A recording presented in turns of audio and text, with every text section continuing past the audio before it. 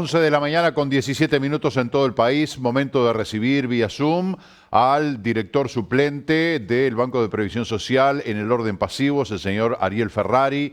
¿Cómo le va? Buen día, gracias por atendernos. Bienvenido. Buenos días, un gusto y un saludo a toda la audiencia de Canal 11. Muchas gracias. Bueno, Ferrari, para empezar a hablar de este tema del ajuste de las jubilaciones, que otra vez es por debajo de la inflación, parecería un problema endémico. Usted ha sido bastante crítico con esta situación. ¿Cómo nos puede resumir el panorama, lo que significa esta realidad para los jubilados? Bueno, primero, todos los jubilados y pensionistas del país, de todos los institutos de seguridad social, no solo los del BPS, los policías, los militares, los profesionales, los bancarios, por segundo año consecutivo el ajuste es menor que la inflación. Por lo tanto, vamos a seguir comprando menos de lo que podíamos comprar con la pasividad anterior. Para ver una situación de 2 años de pérdida, hay que remontarse a la crisis del 2002, cuando en 2002 y 2003 era absolutamente insuficiente, con la diferencia que hoy con mucho estruendo se nos dice que cayó por suerte el déficit fiscal, que creció 4 puntos el Producto Bruto Interno, pero el 70% de los que viven de un ingreso, de una renta fija, que son trabajadores y jubilados y pensionistas del país, volvemos a perder capacidad de compra. Esa es la situación que se da con el 6,16, que es el aumento cuando la inflación es de 7,96%. Yo leí alguna declaración suya que decía, bueno, con esto el Estado se está ahorrando unos cuantos millones de dólares, o sea, ahorrando a costillas de los viejos, digamos, de nuestros abuelos. Sí, y a ver, el año pasado rondó los 80 millones de dólares, que si se hubiese pago la inflación, es decir, la diferencia que hubo entre el aumento nuestro y la inflación de lo que es la canasta que el Instituto de Tarista utiliza, bueno, eran unos 80 millones de dólares. En este año se estiman unos 100 millones de dólares. Por lo tanto, no es solo que no entran a los bolsillos de los jubilados, sino el pequeño almacenero, el panadero, el carnicero. Sin duda, esos millones se vuelcan al mercado del consumo porque nadie tiene caja de ahorros o cuentas en el extranjero. Y a la vez, ese movimiento de la economía puede ayudar a la generación de algún empleo, que siempre es necesario, por más que hay datos que digan que viene mejorando la ocupación. Entonces ahí es nuestra preocupación, que se aumenta cuando miramos a los que menos tienen, que se aumenta cuando miramos a los jubilados más pobres, porque el perjuicio es mayor en ellos todavía, a contrario de lo que uno puede pensar, que una forma de redistribuir con justicia social, que la seguridad social lo permite, es dándole más a los que menos tienen. Acá se aplica un criterio al revés. Se da menos a los que más necesitan. Hace poco todos fuimos a las urnas a votar los directores sociales del Banco de Previsión Social, elecciones obligatorias.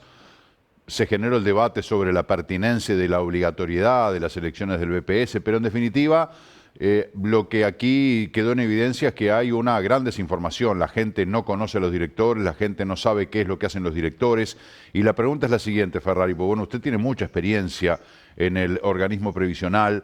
De los 3 directores, 2 fueron reelectos. En el caso de los jubilados, de los pasivos, Sixto Amaro, a quien usted está supliendo ahora. En el caso de los trabajadores, Ramón Ruiz. Solamente hubo cambios en el orden empresarial, que fue José Pepe Pereira. Ahora, ¿qué pueden hacer los directores? Por ejemplo, en su caso, ¿qué peso tiene un director representante de los pasivos en el Banco de Previsión Social como para incidir? Obviamente usted no va a poder incidir en lo que es la economía o las decisiones de gobierno, pero el rol de los directores sociales en el BPS, en estas situaciones, ¿qué papel juegan? Bueno, le agradezco porque le voy a poner un ejemplo para ser bien concreto. El ajuste de las pasividades se rige por lo que fueron los consejos de salarios, porque también en campaña electoral se decía qué hacíamos nosotros que no mejorábamos las jubilaciones. Nosotros tenemos que aplicar el decreto del Poder Ejecutivo cuando nos dice el Instituto de Estadística cuánto es el índice de salario, cuánto consiguieron los trabajadores en el año 2021 de aumento para ajustarlo. Y en particular, una vieja reivindicación, y ahí sí hemos insistido, o con las canastas de invierno, por primera vez logramos que se diera este año por parte del BPS, porque había y sigue habiendo recursos, o la canasta de fin de año, que ya es costumbre, podemos decir, a los de menos ingresos. Y desde el 2006 para acá, siempre, cada julio, a los 140, 150 mil jubilados de menos ingresos, se le daba un adelanto, que era un aumento diferencial para acumularlo después al aumento general del próximo 1 de enero. Por primera vez, este año, los 243 pesos que se dieron en julio del año pasado, se los sacó, se los quitó. Y eso que el decreto, yo tengo aquí en mis manos el decreto del Poder Ejecutivo, decía en el considerando primero que ha sido política de este gobierno y de los gobiernos anteriores establecer adelantos a cuenta de futuros aumentos. Segundo, decía que es oportuno mantener el aumento porque somos un sector que tenemos, riesgos mayores, muy vulnerables en medio de la pandemia, y además decía cómo había que fijar el aumento. Medía 3 BPC con 1, que era el objetivo a cuánto quería hacer llegar el aumento, y restarle la pasividad. Y le daba 243 pesos. ¿Qué pasó el 1 de enero? Por primera vez cambió lo que ganaba en diciembre y a eso se le daba el ajuste. No fue así. Se le desacó los 243 pesos y sobre eso se dio el ajuste. Por lo tanto, sobre lo que ganaba en diciembre, el más pobre, en vez de ponerle un 6,16, se le puso un 4,44. Es brutal esto. Creemos y lo planteamos en el directorio que debería ser un error de interpretación del decreto por parte nuestra, y solo me acompañó el director del representante de los trabajadores. Ahí está lo que podemos hacer con el voto. Por lo menos preguntarle al Poder Ejecutivo y que diga públicamente si lo que quiere es rebajar las jubilaciones mínimas como la rebajó o es un error de interpretación del BPS. Pero no encontramos los votos para poder ni mandar una nota. Y ahí el rol de cada uno, yo creo que queda claro cuando 4 representantes del Poder Ejecutivo y el representante empresarial no estuvieron de acuerdo de mandar una nota simplemente para aclarar. Entonces, las voluntades se expresan con el voto y con la acción de cada uno de los días. Uno escucha las cifras y son realmente, yo no sé si provocadoras, ¿no? Porque hablar de 243 pesos, o sea, es 1 kilo de carne, son 8 o 10 litros de leche. Compra barato. Bueno, tengo una carnicería buena, después le paso el dato, pero es realmente irrisorio, es absurdo, ¿no? Porque cuando hablamos de los jubilados, de las canastas que les dan, de lo que es un aguinaldo, de lo que son esas compensaciones, esos adelantos a cuenta, hablamos de chirolas, realmente de chirolas. ¿En cuánto está una jubilación mínima hoy, Ferrari? Bueno, de acuerdo al criterio que aplicó el BPS, son hoy 15.768 pesos. Si hubiese aplicado y no hubiese dejado los 240 pesos que venía cobrando, serían 16.008. Ninguna de las dos es suficiente, pero para el que gana un poco más de 15.000 pesos, 240 pesos, bueno, son 6, 7 litros de leche. Es mucha plata, o son 8 o 9 flautas que podrá comprar. Entonces, esa población pobre es a la que más hay que darle, no a la que más hay que sacarle. Y esto es lo que pasó con el ajuste el 1 de enero, y que cuando quisimos buscar la forma de darle de alguna forma la posibilidad de que se interpretara como algo que no es justo, que se analizó mal, resultó que no hubo ni voluntad de parte de la mayoría del directorio, con algunos que nos dijeron, bueno, eso es lo que tiene la democracia. A veces las cosas se hacen durante mucho tiempo de una forma, pero llega un momento que hay que cambiarla. Y este es el cambio que queremos. Yo no comparto que un adelanto que le di se lo quite a los 6 meses, haciendo que el ajuste general, que era de pérdida, que era menos que la inflación, sea menor todavía para los que menos tienen. Y miren que en esos 146, porque a veces se hablan de cosas, y a veces, y así nació la seguridad social en el Uruguay, los que están más cerca de los organismos de decisión son los que a veces tienen posibilidades de acceder a beneficios. Esto de contener la BPC es una medida fiscal encubierto, porque mirando y hablando del IAS o hablando del IRPF, bueno, al subir menos la BPC que lo que sube la jubilación, sin duda va a haber gente que va a empezar a pagar IAS. Pero eso, para pagar IAS hay que ganar más de 50.000 pesos de jubilación, son los menos. Pero acá nosotros estamos hablando de un tema muy sensible, de los que menos tienen.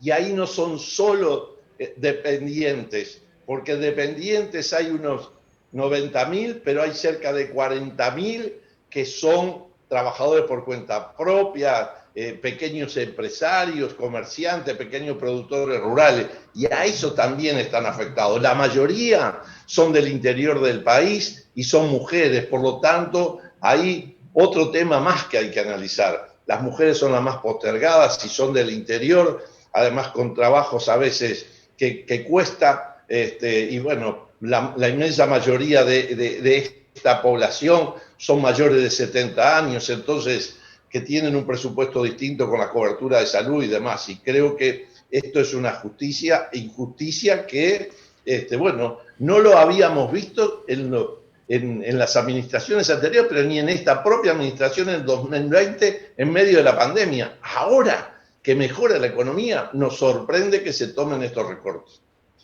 La reforma del Estado, la reforma de la Seguridad Social son grandes cambios estructurales que el Uruguay se debe desde hace tiempo.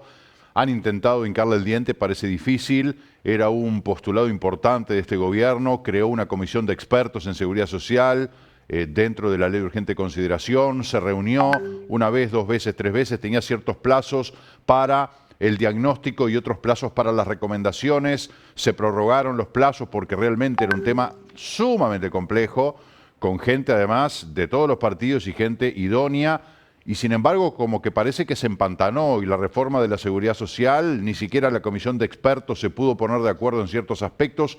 ¿Usted qué opinión tiene sobre la reforma de la seguridad social? ¿Entiende que es importante o no? ¿Es urgente? ¿Le ve buen futuro a esta comisión de expertos como para que empiece a andar este pesado carromato? ¿Qué mirada tiene, Ferrari? Bueno, primero, como bien dice usted, se creó una comisión de expertos con urgencia en el marco de la ley de urgente consideración, que tenía 90 días para evaluar en dónde estábamos parados y 90 días para hacer una propuesta. Me exime de todo comentario decir pasó un año y ese año las distintas postergaciones y distintos plazos que se fueron votando fue pedido por los representantes de la coalición de gobierno y del Poder Ejecutivo, que eran los que precisaban mayor pedido para resolverlo. Esa muestra que hay cosas que se plantearon como urgentes y que no son. Lo que se pretendía es sacar a la carrera una reforma que por suerte hasta ahora no salió, pero que la seguridad social no hay un modelo para toda la vida. Uno hace 3 años atrás no pensaba que íbamos a vivir una pandemia como está viviendo el mundo. Sin duda va a impactar, va a generar consecuencias que tal vez tenga que atender la seguridad social. O los cambios de la tecnología hacen que, bueno, ahora puedan haber trabajos a distancias o hay mucho más movilidad en el empleo. Por lo tanto, eso de que había un empleo para toda la vida ya no lo es, y la seguridad social tiene que adaptarse a esa realidad. Lo que no puede ser es solo pensar como se pensó, y por eso no votamos, la ONASPU no votó, junto con el PICNT y con la oposición, el documento de evaluación, y acá empezamos a ver con este ajuste de diciembre para las mínimas, algunas de las cosas que nos decían en ese informe, que producto de la crisis, La crisis que tiene el Banco de Previsión Social deficitaria es producto de las reformas que hubieron y de la sostenibilidad del crecimiento durante 15 años del salario y que impacta en el resultado de mayor presupuesto para jubilaciones y pensiones. Ojalá sigamos teniendo esas dificultades de que la economía de la gente mejora, o cuestionando las reformas que se hicieron en el 2008, que por suerte algunas de ellas ayudaron a salvar la situación de pandemia. ¿Qué sería de nuestro Uruguay si no tuviéramos un sistema nacional integrado de salud como el que tenemos para afrontar la pandemia? ¿Qué sería de nuestro Uruguay si no hubiésemos tenido un seguro de paro flexible, un seguro de paro tan amplio que permitió que frente al cierre de empresas o al recorte de actividad parcialmente los trabajadores pudieran tener un ingreso que daba la seguridad social? Entonces, esas consecuencias son las que nos plantea. Bueno, bienvenida. Y eso nos muestra de que estar muy alerta para qué va a pasar, porque postergaron para después del referéndum. Dicen que los diputados y los senadores estarán pensando en qué va a pasar el 27 de marzo y por eso será para después. Entonces, de nuevo, muestra que no era tan urgente que el BPS iba a colapsar. El BPS tiene estudios hechos serios de profesionales, de técnicos, de carrera, no de sectores políticos, no puestos por la administración que tienen la responsabilidad mayoritaria de llevar adelante ahora o anteriormente, que dicen que hasta el 32, 34 BPS no tendría grandes riesgos. Y se pone además como un avance de lo que puede ser la reforma el que haya más privatización del sistema, ampliando a otros institutos de seguridad social, las AFAP, cuando la vida ha demostrado en estos casi 26 años que no dio resultado, que generó grandes negocios para las empresas administradoras y grandes pérdidas para el Estado, porque el único que paga jubilaciones, porque se retiraron las aseguradoras privadas, solo quedan las administradoras, que son lo mismo, pero la parte de pagar jubilaciones se la dejaron al Banco de Seguro, porque es deficitaria, da pérdida, y eso, como siempre, que lo ayuda el Estado. Y ahí nuestro cuestionamiento a ese modelo que debemos seguir defendiendo el actual y tratar de revertir como el resultado que dio, que también se cuestiona en el tema de los cincuentones. Ahora le iba a tocar el tema de los cincuentones, pero antes una consulta respecto a algo que usted planteaba, ¿no? El tema de el peso que tiene para el sistema previsional, para el Banco de Previsión Social, la cantidad enorme de gastos, de erogaciones que está teniendo, los seguros de paro parciales, el tema de las certificaciones ahora que son un aluvión y que eso genera, bueno, gastos y más gastos, y el Banco de Previsión Social pone plata y pone plata y pone plata. ¿Cómo cree usted que se hace viable un sistema previsional, un sistema de seguridad social? Porque el nuestro parecería que es una cosa tremendamente pesada. Usted acaba de señalar que hasta el 32, el 34 año, 2032, 2034, no habría problemas. El tema es saber cuáles serían los problemas que habría en el 32 y en el 34 y cómo hacemos para soportar este peso enorme que están teniendo las arcas del BPS. Bueno, yo creo que ningún sistema de seguridad social nació en el mundo en el medio de las bonanzas. Uno tiene que ir a la época artiguista para verlo a nivel nacional, y las primeras jubilaciones, pensiones que se dieron fue para los mutilados de guerra, para los huérfanos, es decir, aquellos orientales que luchaban y perdían la vida, sus viudas, sus hijos, o aquellos que, bueno, sufrían producto de las batallas libertarias. Lo mismo pasa en el mundo. Después de la gran Primera Guerra Mundial hubo crecimientos y en países con situaciones de crisis. Entonces, lo primero, no tiene que ser en medio de bonanza, no es un negocio la seguridad social. Lo segundo, se habla de déficit del BPS de cerca de 500 millones, que es casi el mismo. El BPS paga prestaciones en general, no solo jubilaciones y pensiones, si ponemos asignaciones familiares, seguro de paro, seguro de enfermedad y otras prestaciones, bueno, más de 1.300.000. 52.000 jubilaciones paga la Caja Militar. y unas 12.000 pensiones. Bueno, casi precisa la misma asistencia. Por lo tanto, cuando hay que ver el Estado y la estabilidad y la sostenibilidad del sistema, miremoslo globalmente. De esos 500 millones de dólares, el BPS tiene más de 230 millones que son exoneraciones de aporte patronales. No estoy cuestionando, pero si nosotros o el Parlamento resuelve o toma iniciativa el Poder Ejecutivo de promover, porque frente a la pandemia, frente a la situación que pueden tener algunas empresas, exonerarlas de aporte, dejan de entrar recursos suficientes, o cuando se dejan, por ejemplo, en la ley de urgente consideración, un tema que había ayudado en la inclusión financiera a tener más controles y a dificultar a aquel que quería ser evasor, que al trabajador había que pagarle a través de una tarjeta, a través de una caja de ahorro en un banco.